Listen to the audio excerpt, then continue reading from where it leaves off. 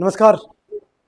AC गुरु के YouTube channel में आपका स्वागत है और आज एक बार फिर एक बेहतरीन सी वीडियो के साथ आया हूं।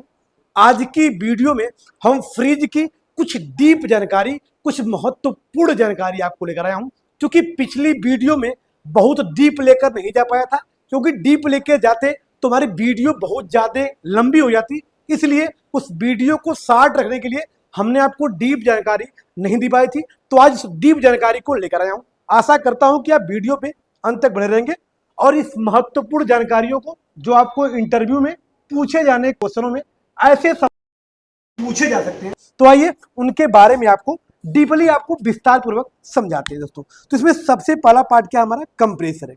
तो सबसे पहला हमारा क्वेश्चन ये उठता है दोस्तों कि फ्रिज में लगने वाले कंप्रेसर का नाम क्या होता है और वो कितने हार्स पावर का होता है। तो आइए इसके बारे में आपको बताते हैं। तो इसका जवाब ये होगा कि फ्रिज में लगने वाले का नाम रेसिप्रोकेटिंग कंप्रेसर होता है, जो 1/6 एचपी का होता है, 1/8 एचपी का होता है और 1/10 एचपी का होता है। तो ये वेरी वेरी इंपॉर्टेंट है, इसको ध्यान दीजिएगा। एक बार फिर से मैं रिपीट करना चाहूंगा, फ्रिज में लगने वाले कंप्रेसर का नाम रेसिप्रोकेटिंग कंप्रेसर होता है, जो 1/6 एचपी, 1/8 एचपी, 1/10 एचपी का। क्वेश्चन ये आता है कि फ्रिज के कंप्रेसर में डिस्चार्ज पाइपें होती हैं, उनका व्यास, तो आइए उनके बारे में आपको बताते हैं। तो सक्शन लाइन का जो व्यास होता है ये 5, डिस्चार्ज का व्यास होता है यह 1/4 होता है। क्योंकि चार्जिंग का भी कभी कभी 5/16 मिल जाएगा और कभी कभी 1/4 मिल जाएगा, लेकिन चार्जिंग लाइन से बहुत लेना देना नहीं होता है। सक्शन और डिस्चार्ज इसका इंपॉर्टेंट होता है, इसलिए ध्यान रखिएगा, ये वेरी वेरी इंपॉर्टेंट है। सक्शन लाइन का व्यास 5/16 होगा, डिस्चार्ज का व्यास 1/4 होगा। अब इसी कड़ी में पार्ट नंबर 2 की तरफ बढ़ते हैं। तो फ्रिज का मैकेनिकल पार्ट नंबर 2 हमारा क्या है दोस्तों, ये कंडेंसर। तो इसमें क्वेश्चन ये आता है कि फ्रिज में लगने वाले कंडेंसर का नाम क्या होता है। तो ये वेरी वेरी इंपॉर्टेंट है, इसको भी ध्यान देगा।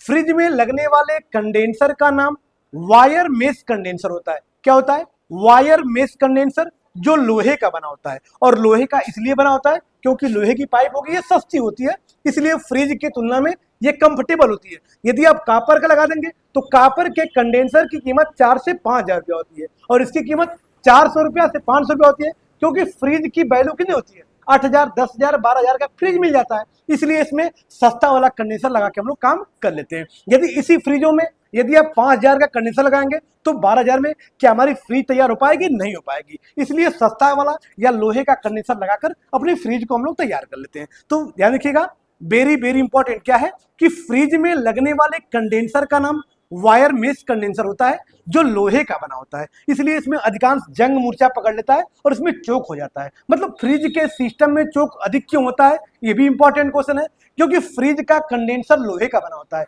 और लोहे में पानी, द्रव, गैस बहते बहते उसके अंदर के हिस्से में जंग पकड़ लेता है, मूर्छा पकड़ लेता है। वह मूर्छा झड़ कर किसी एक स्थान पर इकट्ठा हो जाता है, जिससे हमारी गैस के बहाव रुक जाते हैं और अधिकांश इसमें चोक हो जाता है। तो ये हमारा रहा फ्रिज का कंडेंसर। अब बढ़ते हैं नेक्स्ट पार्ट की तरफ। फ्रिज का मैकेनिकल का पार्ट नंबर 3 क्या है दोस्तों, ये फिल्टर है।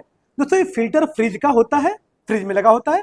ये फिल्टर कापर का बना होता है और कापर का इसलिए बना होता है ताकि इसमें जंग मूर्छा कार्बन बहुत कम पकड़ता है। और इस फ्रिज में लगने वाले फिल्टर का नाम क्या होता है, ये इंपॉर्टेंट क्वेश्चन है। तो इस फिल्टर का नाम होता है दोस्तों ड्रायल फिल्टर। क्या होता है? ड्रायल फिल्टर होता है, ये फ्रिज में लगा होता है। इस फिल्टर के अंदर सिलिकॉन की गोली होती है। चूंकि ये फिल्टर मार्केट में आपको 2 प्रकार का मिलेगा, एक विदाउट ड्रायल मिलेगा जो लोकल फिल्टर होता है, और जिन फिल्टरों के अंदर सिलिकॉन की गोलियां होती है वो ओरिजिनल फिल्टर होते हैं। तो इसकी पहचान ओरिजिनल की और डुप्लीकेट की यही पहचान होती है। जो ओरिजिनल फिल्टर होगा उसके अंदर सिलिकॉन की गोली होती है, और जो ओरिजिनल नहीं होता है वो उसके अंदर सिलिकॉन गोली नहीं होती है, तो वो डुप्लीकेट होता है। इसका नाम क्या होता है? ड्रायल फिल्टर, जो कापर का बना होता है। इसका कार्य होता है कि गैसों को फिल्टर करता है, मतलब गैसों को छानता है। क्यों? क्योंकि इसके अंदर जाली लगी होती है। जब जाली लगी होती है तो जाली छानती है, लेकिन सिलिकॉन की गोली क्यों पड़ी होती है? सिलिकॉन की गोली, ये भी इंपॉर्टेंट क्वेश्चन है दोस्तों। फ्रिज के अंदर, पाइपों के अंदर या गैस के अंदर जो भी नमी होती है, उस नमी को जो सिलिकॉन की गोलियां होती हैं वह अवशोषित कर लेती हैं, जिससे नमी जब अवशोषित कर लेगी तो हमारे सिस्टम में चोक नहीं होगा, मतलब मॉइस्चर चोक नहीं होगा, जिससे आपका सिस्टम बेहतर तरीके से काम करता है। क्योंकि नमी और गैसें जब दोनों मिलती हैं तो 32 डिग्री फ़ारेनहाइट पर पाइपों के अंदर बर्फ बन जाता है, और जब पाइपों के अंदर और अधिकांशतः पतली पाइपों में बर्फ बनता है तो इस कैपिलरी का व्यास, यदि इसके अंदर बर्फ बन जाएगा तो हमारी गैसें पास होना क्या हो जाएंगे, रुक जाएंगी, अर्थात ये सिस्टम हमारा क्या हो जाएगा, चोक हो जाएगा। इसलिए कैपिलरी से पहले क्या लगा है, फिल्टर, और इस फिल्टर में क्या लगा है, सिलिकॉन की गोली लगी है, ताकि नमी हमारी कैपिलरी तक न जा सके, जिससे हमारी कैपिलरी चोक न हो सके। तो ये रहा हमारे फिल्टर के अंदर लगने वाले जो दाने होते हैं, क्या होते हैं, उसका नाम क्या होता है, सिलिकॉन की गोली, जो हमारी नमी को अवशोषित कर लेती है, और फिल्टर का नाम ड्रायल फिल्टर होता है। अब बढ़ते हैं पार्ट नंबर 4 की तरफ दोस्तों। पार्ट नंबर 4 हमारा क्या है, कैपिलरी ट्यूब है। तो इसमें इंपॉर्टेंट क्वेश्चन क्या ढूंढना है कि फ्रिज में लगने वाली कैपिलरी की लंबाई क्या होती है, उसकी मोटाई क्या होती है।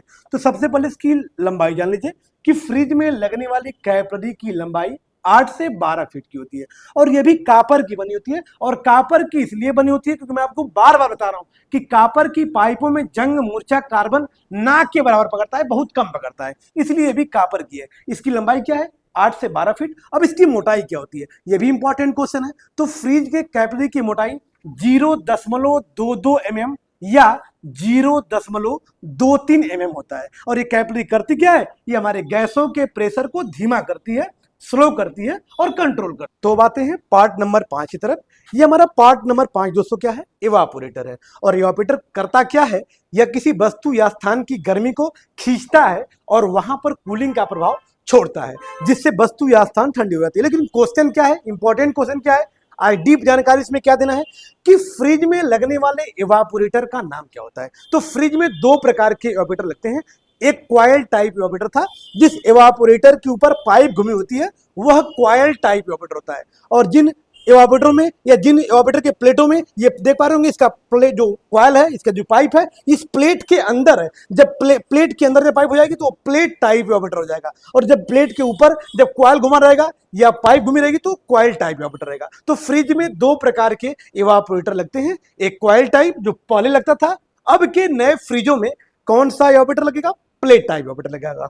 यह प्लेट टाइप इवापोरेटर एल्युमिनियम का बना होता है, और एल्युमिनियम दुनिया की एक ऐसी धातु होती है जो बहुत जल्दी ठंडा हो जाती है। इसलिए इसका जो इवापोरेटर है एल्युमिनियम का बना होता है, ताकि थोड़ी सी भी ठंडक हो तो बहुत ज्यादा ठंडा हो जाए, ताकि हमारी साग सब्जी खाने पीने की जो भी सामान हम रखे हैं उसको आसानी से जल्दी से ठंडा कर सके। तो ये रहा एक मेरा बेहतरीन सा एक डीप वीडियो की जानकारी दोस्तों।